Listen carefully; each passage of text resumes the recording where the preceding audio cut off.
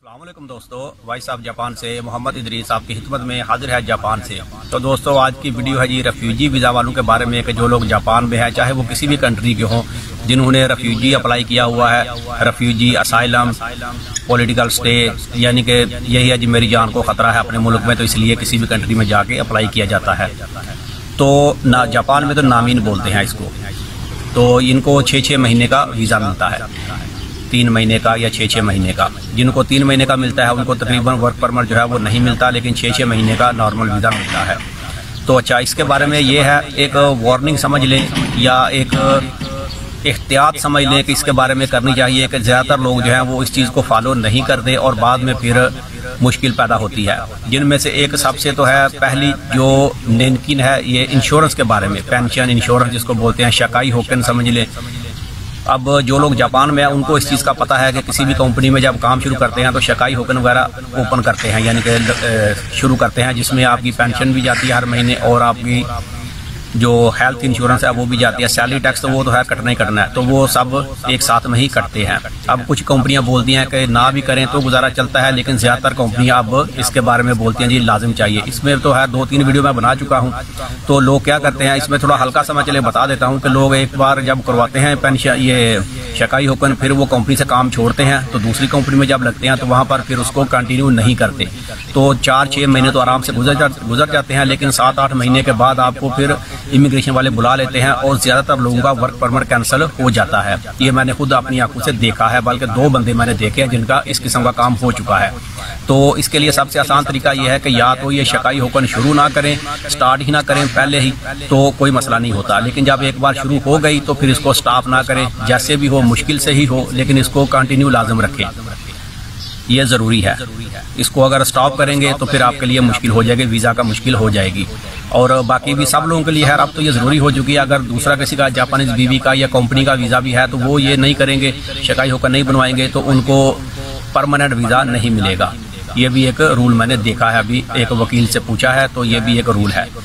कम से कम भी 2 साल का परमानेंट वीज़ा अप्लाई करने के लिए कम से कम 2 साल का ये सारे टैक्स वगैरह और जो शकाई होकिन है, यानी कि आपकी पेंशन नेनकिन जो भी है, ये सारे मामला जो है वो क्लियर होने चाहिए, तो फिर जाके आपको परमानेंट वीज़ा मिलता है।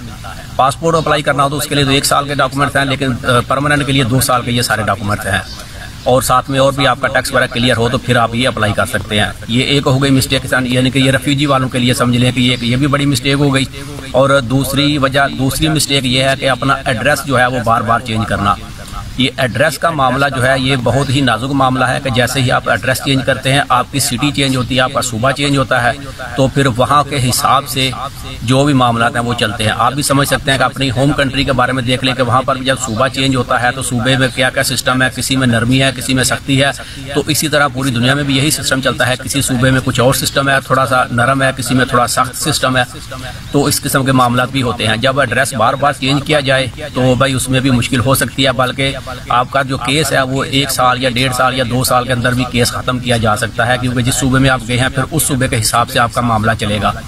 और अगर परमानेंट वीज़ा किसी ने अप्लाई करना हो तो उसके लिए भी ज़रूरी है कि वो एक ही सूबे में रुके, क्योंकि आपके जो टैक्स वगैरह पेपर चाहिए होते हैं वो उसी सूबे से निकलेंगे, उसी सिटी से आपके निकलेंगे।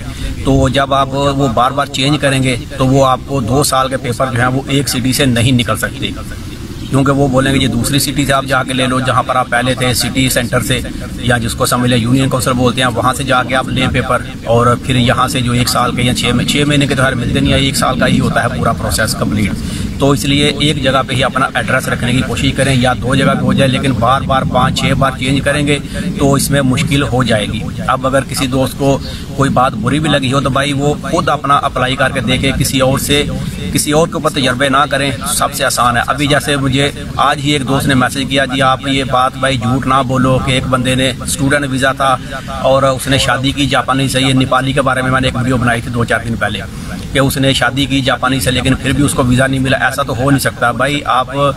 मैं तो नहीं ये बोल रहा, उस लड़की को मैं अच्छी तरह से जानता हूँ, सारा मुझे पता है।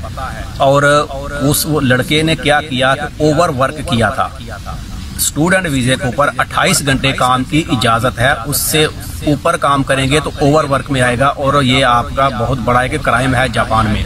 तो जब रूल को फॉलो नहीं करेंगे तो भाई मैं तो नहीं कह रहा, ये तो इमिग्रेशन से आप जाके पूछें भाई क्यों नहीं वीजा दे रहे आप, या फिर आप खुद अपने ऊपर ट्राई करके देख लें तो इंशाल्लाह असल हकीकत जो है वो पता चल जाएगा। मैं कितना झूठ बोल रहा हूँ या आप कितना सच बोल रहे हैं तो आपको इंशाल्लाह सारा मालूमात हो जाएगी। मुझे क्या फायदा झूठ बोलने का, मैं उस लड़की को अच्छी तरह से जानता हूँ, अपने पास से नहीं बोल रहा।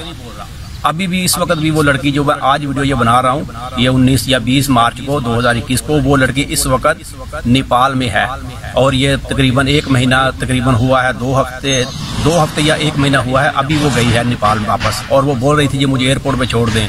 अब इतना टाइम किधर है कि एयरपोर्ट पे छोड़ने के लिए तुमको जाए टोक्यो जाए, पहले वहाँ से तुमको उठा के एयरपोर्ट पे छोड़ें, इतना भी अपनी रिश्तेदारी नहीं है। तो भाई इस किस्म के हालात हैं। अगर किसी को यकीन ना आए तो भाई अपने ऊपर ही ये सारे तजर्बे करें। और ये भी एड्रेस वाला मामला जो है, ये भी किसी को अगर दोस्त को लगे कि ये झूठ है तो भाई अपने ऊपर ट्राई करें, एड्रेस चेंज करके देख लें, 2, 4, 6 बार एड्रेस चेंज करें रेफ्यूजी वीज़े वाले, और फिर देख लें, आपको इंशाल्लाह जल्दी मालूम हो जाएगा। और किसी स्टूडेंट वाले को कोई एतराज़ हो तो भाई वो भी वर्क जो है 28 घंटे से ऊपर करके देख ले, इंशाल्लाह उसको भी अच्छे तरीके से मालूमात मिल जाएगी। तो फिर पता चल जाएगा, जब बंदे के साथ खुद गुजरती है तो फिर उसको अच्छे तरीके से मालूमात मिलती है। किसी दूसरे की बात के ऊपर तो बंदा कुछ भी बोल देता है, बोलने में कौन सा जोर लगता है, जो मर्जी बोल दे। तो उम्मीद है कि ये दोनों चीज़ें आपको समझ आ गई होंगी अच्छे तरीके से कि एक शाकाई होकर अगर ओपन कर लिया तो इसको स्टॉप नहीं करना, और दूसरे नंबर पे ज़्यादा एड्रेस जो है वो अपने चेंज ना करें, इसमें आप ही का फ़ायदा है। तो ये वीडियो भाई यहीं तक थी। वीडियो अच्छी लगे तो इसे लाइक कर दें। मिलते हैं किसी अगले वीडियो में, तब तक अपना बहुत ख्याल रखें। पाकिस्तान जिंदाबाद।